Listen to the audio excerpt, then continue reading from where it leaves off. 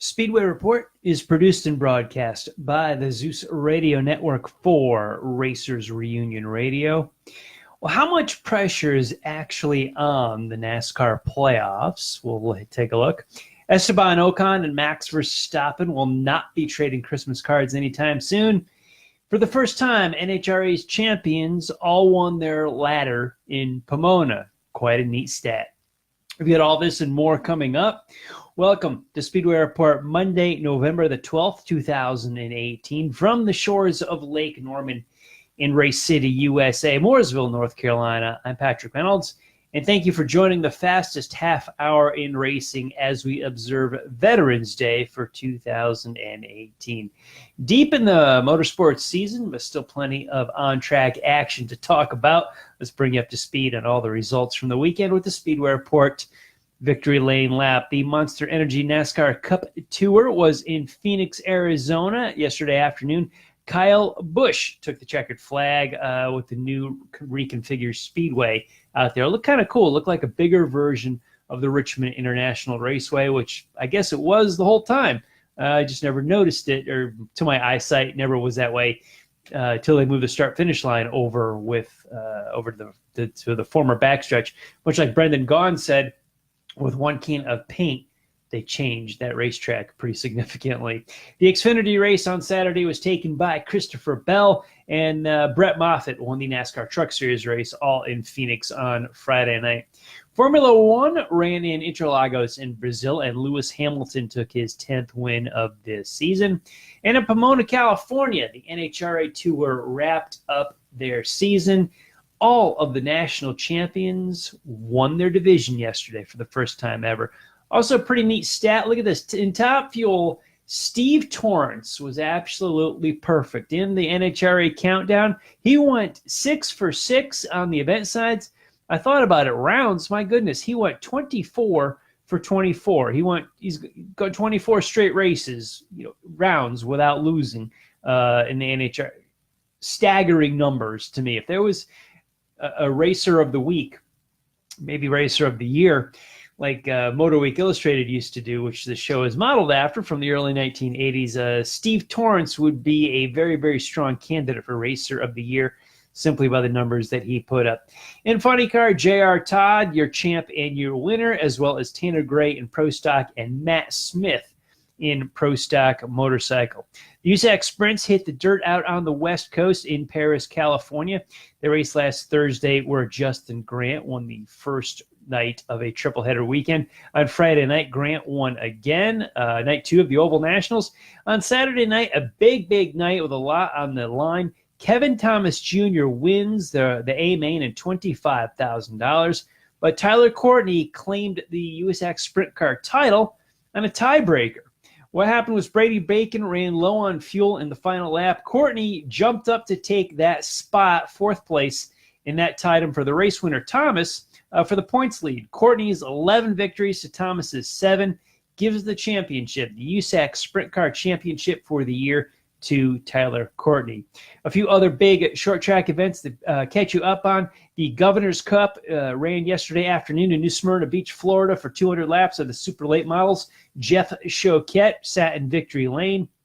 The North-South Shootout, I believe just now took the checkered flag from Saturday afternoon out in Concord, North Carolina. John McKennedy was your winner in Tommy Baldwin's tribute to his dad, the 7NY Modified.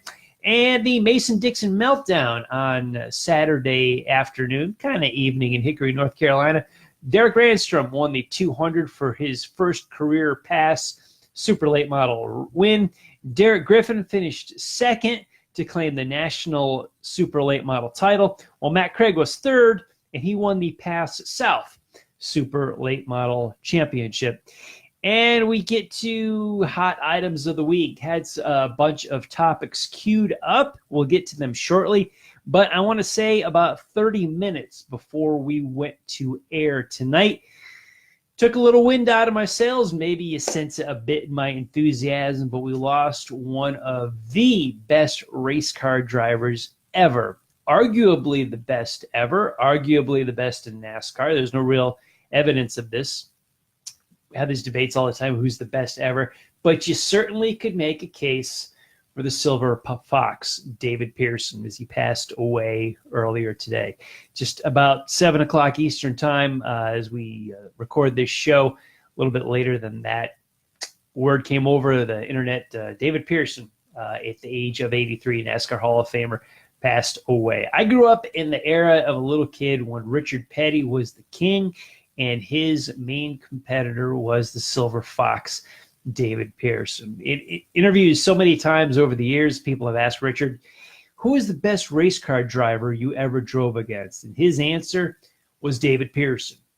He was that type of guy that in today's world, we looked at a guy at Matt Kenseth and compared him to that angle, that style of David Pearson. Silver Fox is went gray early on in his career with his hair, and then his clever way of actually racing. That was where in the days when I grew up, first started watching racing in the 70s, you had to nurse your car in NASCAR for 500 miles. You couldn't go flat out and run them like they do today. They're bulletproof today, got a lot of sustainability, got a lot of life to them, and when they break down, something goes wrong, a part breaks, it's kind of surprising. Wow, that broke. Pearson was a master back in the days when parts regularly did break on cars. He was a master at the Charlotte Motor Speedway, at Darlington. Real tough tracks, that 600 at Charlotte, him and the Wood brothers, just legendary icons of the sport, and he was good in that. We compared him, we're halfway, Pearson would just be on the lead lap and still logging laps and just running around, and then we were, 300 miles to go, 200 miles to go, 100 miles to go, and here comes Pearson. He's in 7th, he's in 8th, 6th, 5th, and he's coming. He's coming to the win. So he in his career, he did not race for the championship every season. Matter of fact, he did not race for a title more often than he did race for a title. And he had in his career, about half as many starts as Richard Petty did, and he's got about half as many wins as Richard Petty did. Head-to-head, Pearson may even have more wins in the same races that Petty was in. So a good argument could be made as David Pearson as the greatest NASCAR driver ever. Certainly a deserved NASCAR Hall of Famer and a huge influence certainly on my life. That Wood Brothers 21, an iconic car when I grew up. The white body on it and the red roof, the Purolator sponsorship and the colors, later handed off to Neil Bonnet and several other drivers through the years. Still running today. Wood Brothers running the 21 car with Paul Menard at the controls. But David Pearson, my goodness, absolute icon and a master of NASCAR. Definitive moment. Where his placement is in the sport, that's up to you. But certainly all of us agree that he is certainly up there. High up there. He's mentioned with Junior Johnson's, Richard Petty's, the France family, Dale Earnhardt. In today's day and age, Jeff Gordon, Jimmy Johnson, Kyle Busch, they're going to be the Hall of Famers of the next generation. David Pearson, certainly one of those guys, that group of guys, that elite group of guys, the 3, 4, 5 guys that were at the top each and every week, the Allison brothers. Darrell Waltrip was the young kid coming up through the ranks. Cale Yarborough, Bobby and Donnie. David Pearson, it was in that elite group of people that formed so much of NASCAR. And who can forget that finish of the 1976 Daytona 500? And we still play it to this day. Amazing piece of sports history. Just stands out as a breathtaking finish to an automobile race. So exciting. So thrilling that Pearson wound up winning, and his car and Richard Petty's were crumpled and crashed on the grassy tri-oval area at Daytona. Pearson limped his across the line for the Daytona 500 win. Such a smart race car driver, such a big part of NASCAR. Rest in peace, Silver Fox. We will miss you, and thank you for everything you did for NASCAR and for the sport of auto racing in general. Now, jumping to what actually happened over the weekend, I want to start with the Brazilian Grand Prix, which to me was a good race. It was a very competitive race, lots of passing, lots of competition. Formula One gets a bad rap. bad in matter of opinion because I like it so much, but sometimes factually deservedly so, that you really only needed to watch the start of it and see how they went through the first few laps, and the field kind of stabilized, and that was largely the finishing order. Some events could happen as far as pit stop strategy, tires, some passing, some incidents and whatnot, but it was a good race. We had a lot of that. Max Verstappen had a brilliant drive coming up through, passed cars, passed his way to the lead. There's no passing in Formula One. Verstappen's Red Bull showed everybody wrong. And then he got turned around. He got spun out. Tango with Esteban Ocon in the Force India car. Ocon was coming up to unlap himself, had fresher tires, was fast, was running his own race, and the two of them came together and spun out. I saw a lot of opinions on this, one way or another. I'll go for it.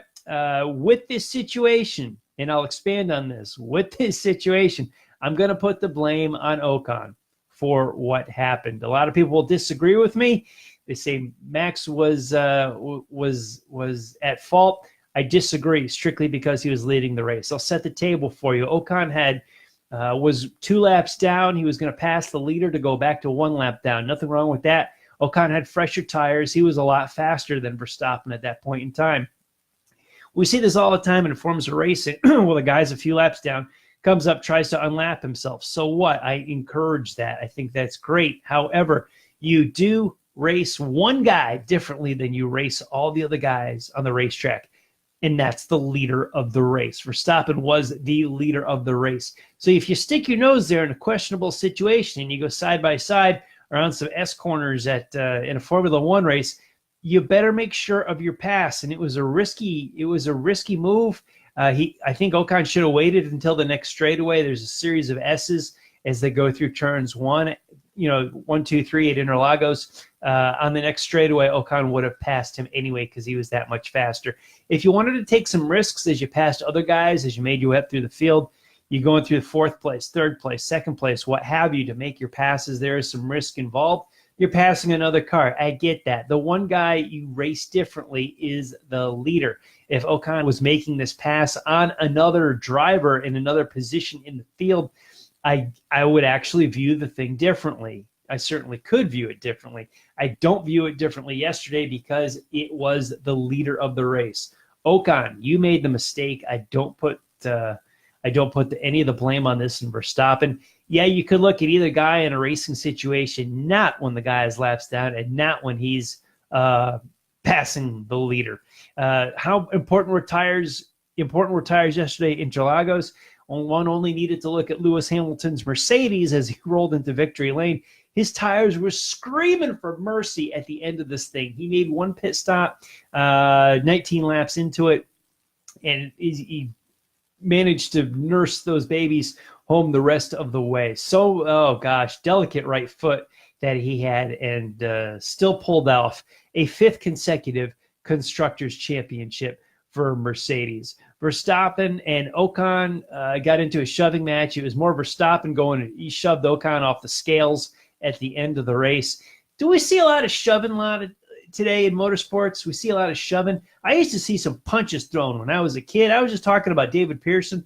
When I was a kid in the 70s, I saw guys throwing punches. I didn't see all the shoving and the grabbing and things like that. We see a lot of shoving nowadays. I don't know. I'm wondering what would have happened if an actual punch was thrown. It wasn't, and it was just a little shoving match. There was a report later on that they shook hands. Verstappen was pissed. Ocon had his palms up. He thought it was Verstappen's fault. I appreciate a guy that was driving and passing, and that goes to both of them, which admittedly Formula One doesn't have as much passing as I'd like to see. Some of it's the technology in the cars and tire strategy, but I thought it was a really good race, above average for a Formula One race. Lots of passing. Reminded me a little bit of a short track race. You got Ocon and Verstappen. Heck, it looked like Martinsville a few weeks ago in the NASCAR Cup Series. So yeah, why not? I'll take that. Now, Since we were on the air last, the Texas weekend passed for the world of NASCAR, and Kevin Harvick won. Then he was penalized later in the week and set up a lot of drama in the playoff standings as we went to Phoenix this past weekend. Now, and with Phoenix clear, and we're coming up to Miami for this big, championship weekend for NASCAR. Are we all fearing inspection this week? Isn't it a little bit of a shame that the sport has come to this, where the checkered flag waves on Sunday, and here I am, as we are live, if you're watching us on Monday evening on the East Coast, I'm concerned about inspection. We got haulers coming back and should be back Tuesday, going to run some of these cars through the check. Is there penalties going to be handed out before we go to this playoff format in Miami? And what happens if there's a tech inspection failure after the playoffs in Miami when we have this four-race playoff or four-driver playoff? They race it out, and then we got to go through tech. And what if something nasty happens on a Tuesday or a Wednesday right before Thanksgiving? We've kind of laid our bed with this, and I've heard some fans complaining about NASCAR tech before the race and NASCAR tech after the race, and why cars don't pass afterwards. And the reason is simply logistics.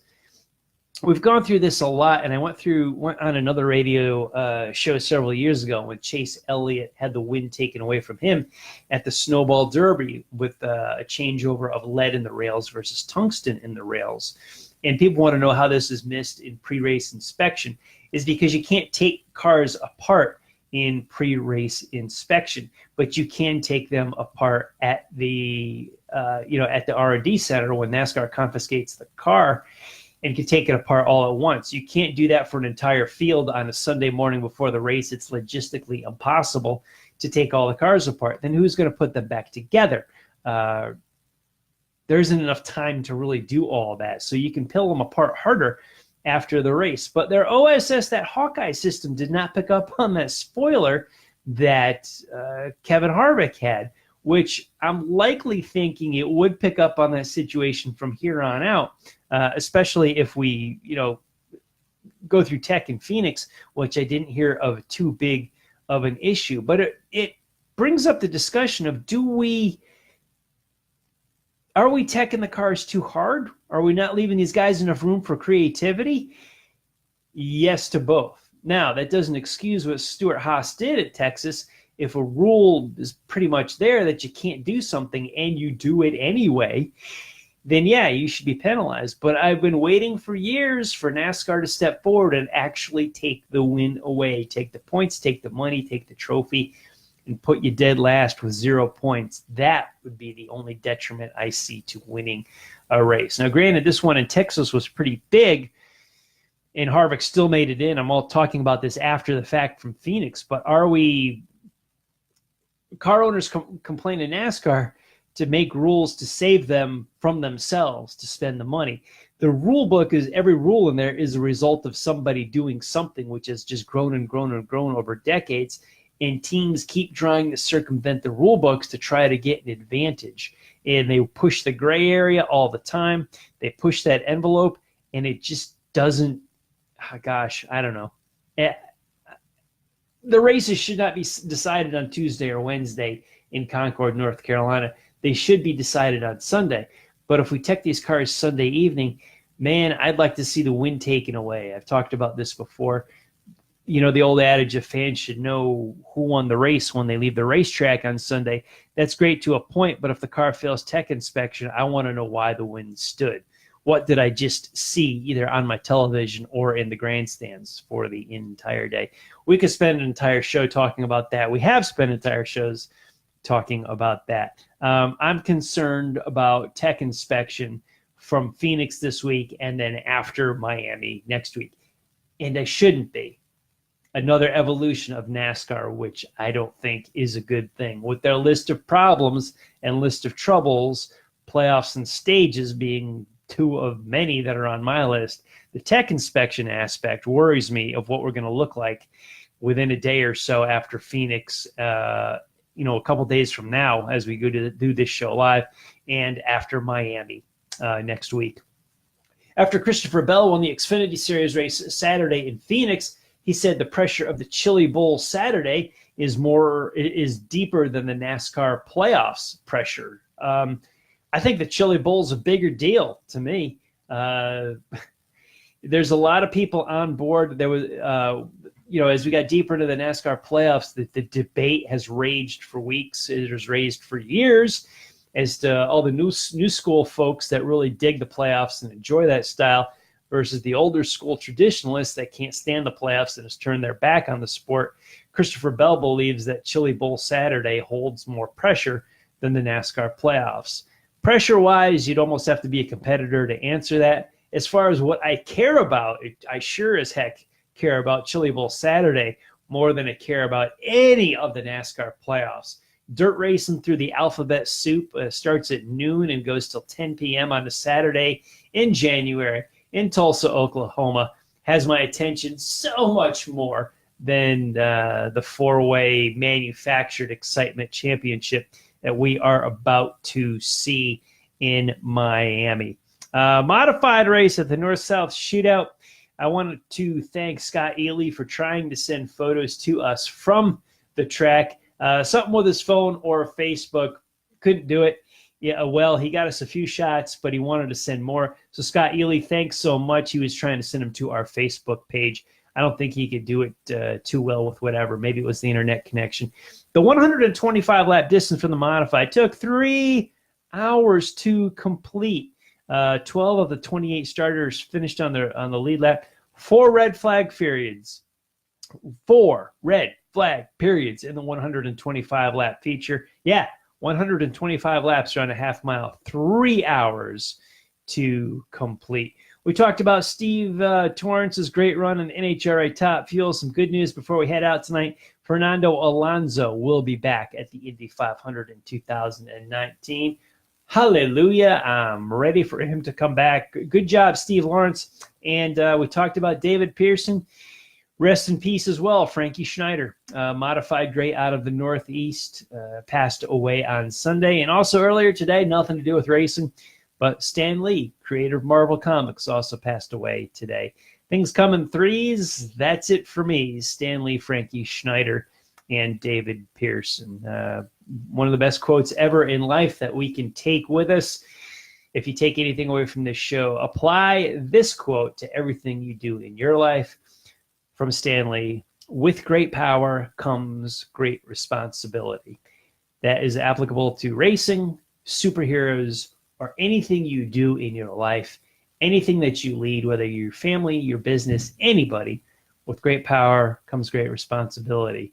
Very prophetic. Thank you, Stan Lee. Rest in peace, gentlemen. We lost some good people in the last 24 hours. Speaking of good people, thank you all for tuning in this evening. In between our broadcasts, keep up in the world of auto racing with SpeedwayReport.com. This show and all of our past shows are uploaded to the site. We've also got some racing articles to read. I am working on 2 right now. One is about the NASCAR playoffs. You can head to SpeedwayReport.com in the next 24 hours to check that out. Also, another piece from the dirt track a few weeks ago here in Charlotte. Going to talk a little bit about the jet, the corporate jet, Brett Hearn. You want to catch our past episodes, go to Facebook. We're on Racers Reunion and Speedway Report with Patrick Reynolds. On Twitter at Speedway Pat and at Speedway Report. We're on the forum in Racers Reunion, as well as Google+, LinkedIn, and our YouTube channel. Big thanks to everyone on the Facebook Live feed for joining the conversation during the show tonight. And I want to thank all of the military past and present for the freedoms we enjoy as Americans in our daily life, including the simple things like bench racing right here on a Monday. Freedom is not free, and a veteran paid that bill for us. To all of the men and women who are defending freedom and watching Speedway Report, especially on this day as we observe Veterans Day, take care of yourselves and come home soon. A special salute to the teachers, school staff, firefighters, police officers, and paramedics in our own communities. They are quiet and modest heroes every single day. God bless and thank you. You have been watching Speedway Report from the shores of Lake Norman in Race City, USA, Mooresville, North Carolina. Please like our Facebook page, Speedway Report with Patrick Reynolds, and follow me on Twitter at Speedway Pat. Now, if you are on Facebook, head on over to the Drag Racing List page, because next is Racing and Rocking with draglist.com. Bill, John, and Barb will talk about some straight line racing and some really cool music. We will be back live here in 1 week, Monday, November the 19th. We'll have a look at NASCAR Cup in Miami, the Blue Gray 100 from Cherokee Speedway in South Carolina, and a whole lot more. Thank you for joining us. I'll see you next time.